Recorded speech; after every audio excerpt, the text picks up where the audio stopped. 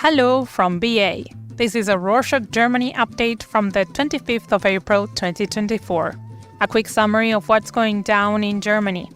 To kick off this week's episode, Christian Lindner, the Minister of Finance, spoke at the Semaphore World Economic Forum in Washington last Thursday, the 8th. There he had to defend his fiscal policy of strictly sticking with the debt brake, because in the past years, even the International Monetary Fund, or IMF, has grown increasingly skeptical of Germany's low public investment rates.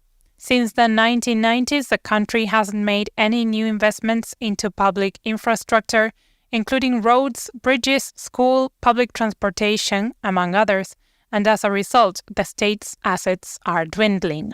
Not to mention the future and current investments needed due to climate change. All of these are reasons why the IMF and other agencies have a critical view of Lindner's unwavering support for the debt brake, which stops the state from any meaningful investment or public spending. Despite this desperate and effective defense Christian Lindner is putting up in support of the debt brake, a change to its system seems increasingly likely. Several prime ministers of German states, all belonging to the conservative Christian Democratic Party, or CDU, among them the mayor of Berlin, the PMs of Schleswig-Holstein, Saxony-Anhalt, and Hesse, have publicly announced their support for a reform of the debt brake. As a convention of state prime ministers holds legislative power in Germany, its sign-off is required for many laws, but it can also start its own law initiatives. So there might be a proposal in favor of a reform of the debt brake. The national CDU is still very much against a reform, but its support is needed in national parliament as the debt brake is part of the constitution and only a two-thirds majority could make any changes to it. Staying with Christian Lindner and his Free Liberal Party, or FDP, on Sunday the 21st, the party leadership approved a 12-point plan for the future of the German economy. The list immediately led to a friction within the government coalition, as most of the points were almost the opposite of what the other two parties wanted. For example, the list included rigorous cuts in social welfare and retirement payments, an end to publicly funded renewable energy, and the solidarity surcharge. The solidarity surcharge is a tax construct that is intended to distribute wealth from the richer to the poorer states. Moving on, Germany's highest court is currently debating a fundamental question of democracy. Who can be elected? Or rather, who of the elected can join parliament? The Left Party and the Christian Social Union, or CSU, which only operates in Bavaria, are most affected by a recent change in the election law and went to court. Germany's ballots have two votes, the direct one first and the percentual one second. The first vote is given directly to a candidate and the winner in a district is decided with a simple majority. The second one is given to a party and each party gets its share of the total percentage of parliamentary seats. This means that there is always a party that gets more seats in parliament through direct votes that they would have according to the percentage they achieved with the second vote. In order to level out the percentages between all parties again, all the other parties get an equivalent amount of seats. The problem here is that the German parliament grows with every election cycle, and it is the biggest of all democratic nations around the globe with almost 750 seats. To stop this growth, the current government decided on a new election law last year, which favors the percentage votes over the direct votes.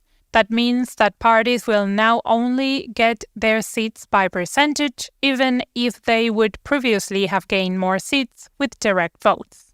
The CSU and the Left Party have sued against these changes. In other court news, the German crew of the rescue boat Juventa was acquitted on Friday the 19th in Sicily after 7 years of trial.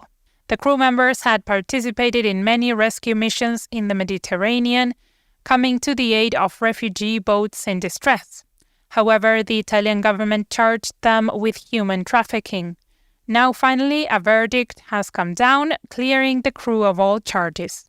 The trial took a surprising turn when, in late February this year, the newly appointed prosecutor admitted to severe illegal activities, such as unlawful wiretaps on both the crew members and journalists of their predecessors, and that the crew should have never been charged in the first place. The head investigator of the Cum Ex scheme resigned. Cum Ex and other related schemes are ways in which banks and the super-rich are able to steal money from the state. They do that by double charging a tax refund on bond sales. A common example of how it works would be, imagine you bring back a bottle to the supermarket and get back the deposit. Now you copy the deposit receipt and cash in on the deposit twice.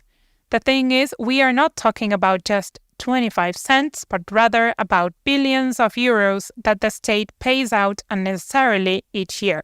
As of now, the involvement of Chancellor Olaf Scholz is unclear, and it will probably remain unclear for the foreseeable future as Anne Brohilker, the head investigator, just resigned from her post. She had been leading the investigation since 2012, but now announced that she would continue her fight against financial crimes in an NGO. German President Frank-Walter Steinmeier has visited Turkey and honored the service Turkish immigrants have done for Germany. First on his political agenda wasn't President Erdogan, but rather Istanbul's Mayor İmamoğlu, the most prominent figure of the opposition. Eventually, he did meet with Erdogan on Wednesday the 17th to discuss German-Turkish relations. Frank-Walter Steinmeier doesn't hold any legislative or executive power, so state visits are always of a symbolic nature. Moving on Monday the 22nd, the police arrested 2 German men and 1 German woman for allegedly spying for China.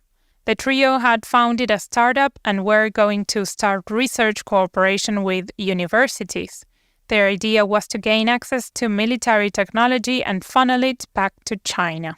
Apparently, they have already successfully gained access to a high-energy engine for warships. Another man was also arrested for allegedly spying for China, but this time he was an employee of the lead candidate of the right extremist Alternative for Germany Party, or AfD, for the upcoming EU parliamentary elections. The man is accused of having funneled secret information from the EU Parliament back to China. Speaking of lead candidates of the AfD, Björn Höcke made the first statement in his court case. Höcke is the head of the AfD in Thuringia and the lead candidate for the upcoming state elections. He is charged with having repeatedly used SS phrases at election rallies and party conventions. 2 years ago, he was accused of using the phrase, quote, "everything for Germany," unquote, an SS slogan in a speech. He said he didn't know this was an SS slogan. It's unlikely he will have to go to jail and thus will probably be allowed to keep his candidacy. And to close this edition, a new study published on Tuesday the 23rd shows that the German youth is as insecure, worried, and unhappy as ever before. Most of the participants stated that stress, tiredness, and helplessness were the biggest factors, with only 22% saying that they experienced none of the unpleasant emotions mentioned in the study. And that's it for this week. Thanks for joining us. Hey listeners, we have an unusual question for you. Have you ever had to choose a restaurant to go to or a movie or something with a group of friends or family, and it was not so easy to choose? Took a long time and was just difficult and maybe a bit unpleasant? Rorschach is working on a way to make that much easier. If you're interested, we could use your help. If you want to help out or try it out, let us know at info@rorschach.com. And thanks! Ciao!